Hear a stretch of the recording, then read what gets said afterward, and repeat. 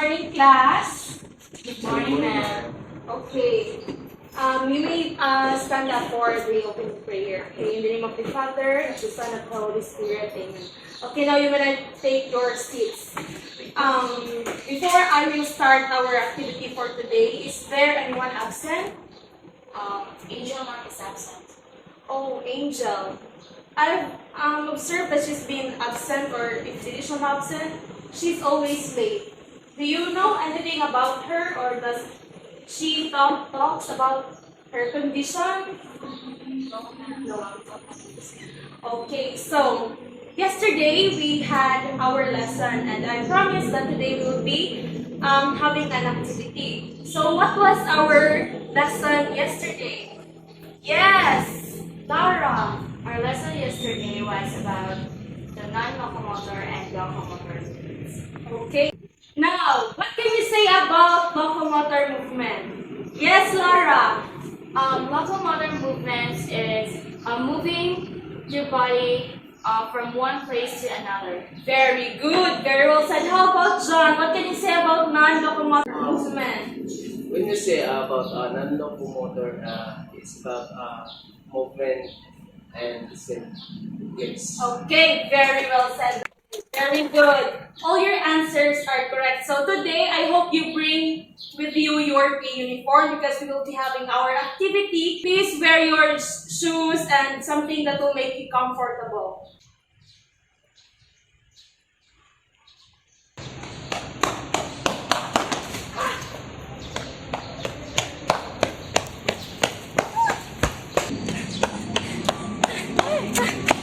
Why are you late?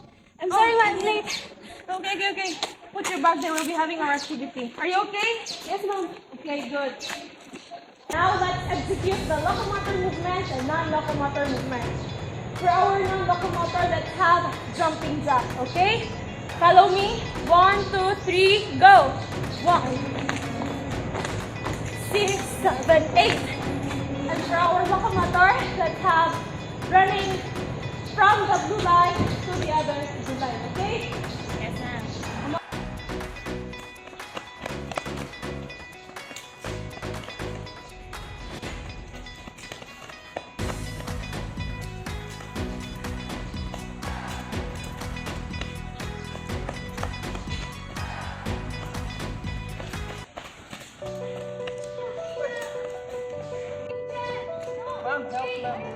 Ma'am, help us!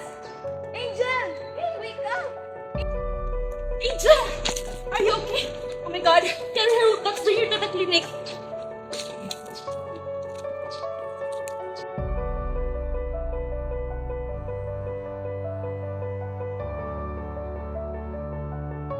So how are you feeling now, Angel? I'm okay now, ma'am. You know what I have observed in my class? It's either you are late or absent. And during our activity, you tend to faint. Is there anything wrong with your health or something's wrong with your family? Actually, ma'am, I am sorry to if I am not able to inform you about this one, but my family has a difficulty to sustain my needs, especially when money for transportation, and sometimes I went to school, I don't have breakfast. It's because my family don't have money yet, and I am sorry for not informing you that sometimes I was not able to attend to your classes. It's because I have to work for my family to sustain my needs. It's okay, I understand. You should have informed me earlier about your situation. And I know that you are really willing to study, and I can see that you are a very hardworking student. I am also looking for a working student. And if you are willing, I can offer you to be my working student. But first, if you are willing, I have to talk to your parents because I have the same feeling, you know, I've also been there when I was a child and I am in my high school years. So I want to help if you are, you want. Yes, ma'am, I'm okay with that. I'm willing to accept your offer. Okay, so maybe I can meet your parents this weekend. Is that okay? Yes, ma'am. You have to inform them first, okay? Thank you, ma'am. So good morning, Mr. and Mrs. Domatas. Good morning. So I am Angel's teacher, and I am here today because of the accident last week in our PE class. And she opened up about her situation, especially when it comes to her family.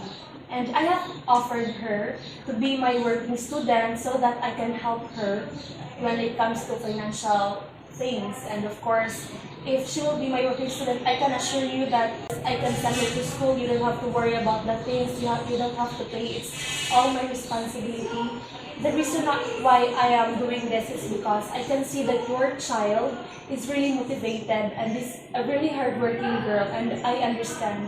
And that kind of children should be at school and need to finish. So I am asking if you will grant or you will let Angel accept my offer to become my working student. Oh, that's really good to hear, ma'am. It's nice to hear that. It's a good idea.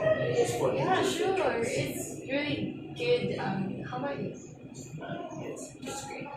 So yes, we accept your offer, and thank you so much for that.